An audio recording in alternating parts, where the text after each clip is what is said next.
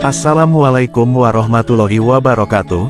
Salam sejahtera, Om Swastiastu, Salam Rahayu. Selamat datang di channel Pitutur Kejawen. Pada kesempatan yang baik ini, saya akan membahas mengenai beberapa jenis kesaktian leluhur, beserta sifat orang yang mewarisinya. Ilmu kesaktian leluhur adalah pengetahuan atau kemampuan spiritual, yang diwariskan dari satu generasi ke generasi berikutnya, dalam suatu garis keturunan keluarga, atau kelompok masyarakat tertentu. Pengertian ini sering dianggap sebagai kekuatan supranatural, atau kemampuan luar biasa, yang tidak dimiliki oleh kebanyakan orang. Dan biasanya terkait dengan aspek spiritual, gaib, atau mistik. Ilmu kesaktian leluhur, sering dipandang sebagai warisan sakral yang harus dijaga, dihormati, dan diteruskan kepada keturunan yang layak menerimanya. Ada banyak ilmu kesaktian leluhur, yang bisa diwariskan kepada keturunannya, namun hanya orang-orang tertentu saja yang bisa mendapatkannya. Karena kesaktian tersebut hanya bisa selaras, pada orang dengan sifat dan karakteristik tertentu.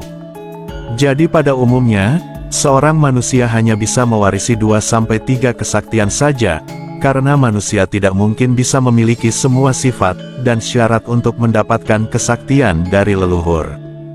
Dan berikut ini adalah jenis-jenis kesaktian leluhur, beserta sifat yang dimiliki oleh orang yang mewarisinya.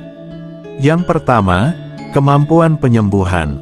Kemampuan penyembuhan biasanya terkait dengan penggunaan energi, ramuan alami, doa atau ritual, yang dapat menyembuhkan penyakit fisik maupun emosional. Orang yang mewarisi kemampuan ini, seringkali menjadi tabib, dukun atau penyembuh spiritual. Sifat pewaris kekuatan penyembuhan, cenderung memiliki sifat empati yang mendalam, belas kasih yang besar, dan sensitivitas terhadap energi orang lain. Mereka mungkin juga memiliki ketenangan, dan kestabilan emosional yang kuat, serta sering merasa terpanggil untuk membantu orang lain. Yang kedua, penglihatan spiritual. Penglihatan adalah kemampuan untuk melihat, atau merasakan hal-hal di luar persepsi manusia biasa, seperti membaca masa depan, berkomunikasi dengan roh, atau memahami kejadian yang tidak terlihat. Pewaris kemampuan ini, seringkali menjadi peramal medium, atau penasihat spiritual. Sedangkan sifat pewaris kekuatan ini, biasanya intuitif, introspektif, dan memiliki imajinasi yang kuat. Mereka mungkin pendiam, sangat efektif, dan cenderung menarik diri dari kehidupan sosial yang ramai. Sifat mereka seringkali sangat sensitif terhadap energi dan atmosfer di sekitar mereka. Yang ketiga, ilmu gaib atau magis. Ilmu gaib dapat meliputi kemampuan untuk menghafal mantra, melakukan ritual magis, atau memanipulasi energi spiritual dan alam, untuk mencapai tujuan tertentu. Kekuatan ini sering diwariskan dalam keluarga, yang memiliki tradisi spiritual yang kuat.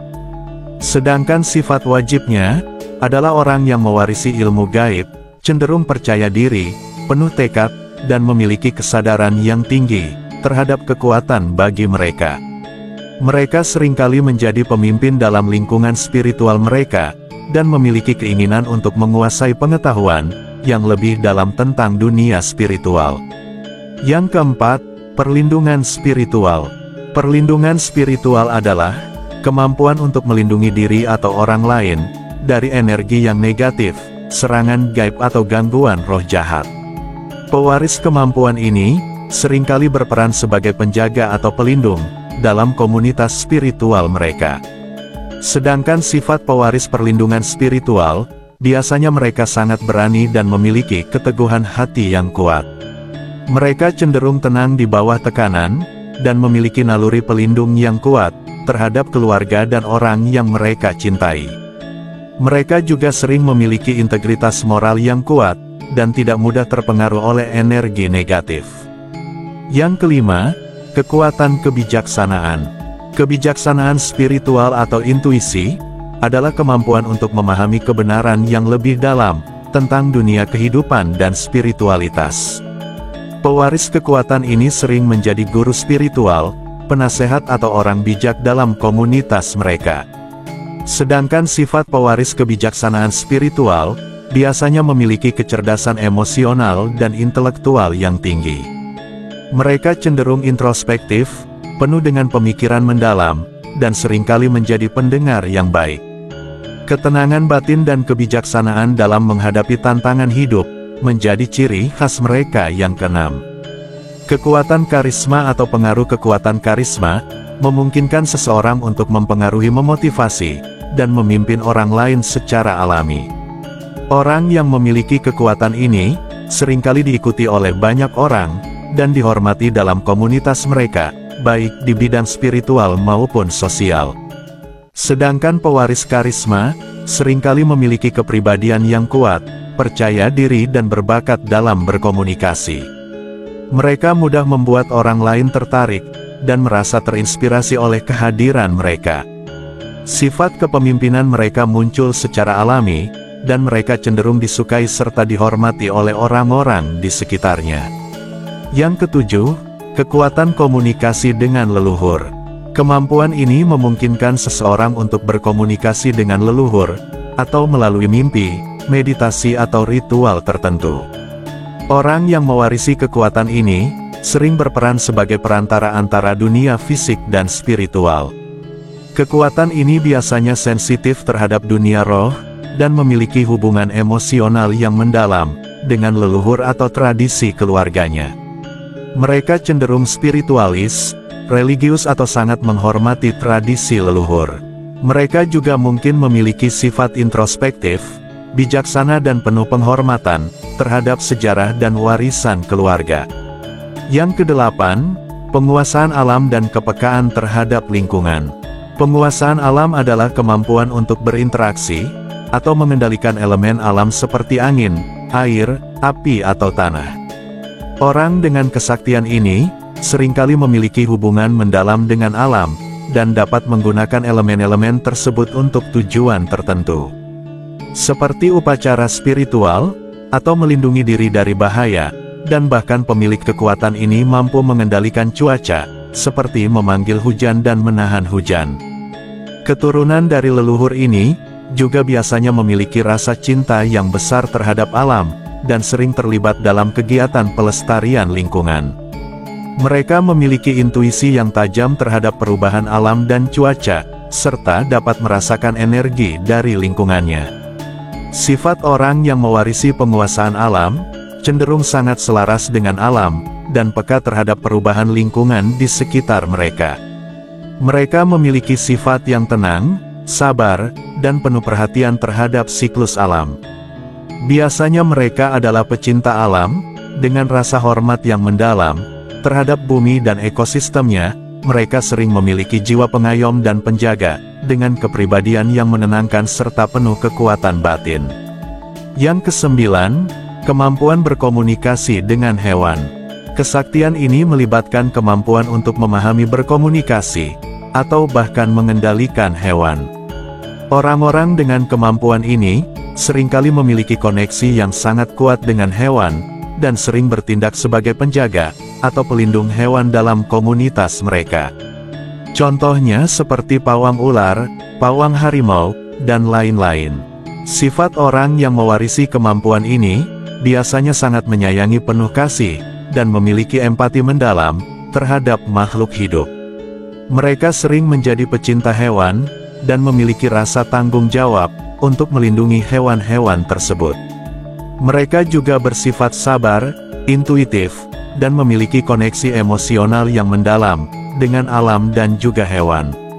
Seringkali mereka adalah orang yang pendiam, dan lebih memilih interaksi yang tenang daripada keramaian manusia. Yang ke-10, pengendalian waktu atau takdir. Kesaktian ini melibatkan kemampuan untuk mempengaruhi, atau meramalkan takdir seseorang, atau bahkan memanipulasi waktu dalam pengertian spiritual. Orang dengan kekuatan ini, mungkin memiliki kemampuan untuk merasakan jalur takdir seseorang, dan memberikan bantuan tentang arah hidup yang sebaiknya diambil, atau mereka dapat memperlambat, atau mempercepat perjalanan sendiri. Sifat seseorang yang mewarisi kekuatan ini, cenderung sangat bijaksana, tenang, dan penuh dengan kesabaran. Mereka memiliki wawasan mendalam tentang waktu, kehidupan, dan juga takdir. Mereka berpikir jauh ke depan, dan sering memiliki cara pandang yang berbeda tentang hidup dan kematian. Orang ini sangat berpengaruh dengan kemampuan untuk memberikan nasihat yang mendalam dan tajam kepada orang lain. Dan juga ia memiliki rasa ketenangan yang luar biasa di tengah situasi yang penuh dengan tekanan. Yang ke-11, kesaktian fisik dan ketahanan. Leluhur yang memiliki kesaktian fisik seringkali dikenal tangguh dan tak terkalahkan dalam medan perang atau kondisi fisik yang ekstrim. Mereka mungkin memiliki kekuatan fisik yang luar biasa atau ketahanan tubuh yang tinggi sehingga tahan terhadap senjata tajam, api, atau cuaca ekstrim. Sifat dari seseorang yang mewarisi kesaktian ini biasanya memiliki tubuh yang kuat, tidak mudah sakit, dan cepat pulih dari penyakit atau cedera. Selain itu, mereka cenderung memiliki keberanian dan keteguhan hati yang kuat, sulit untuk menyerah dalam menghadapi tantangan hidup. Yang ke-12, kesaktian ilmu kebatinan dan spiritualitas tinggi.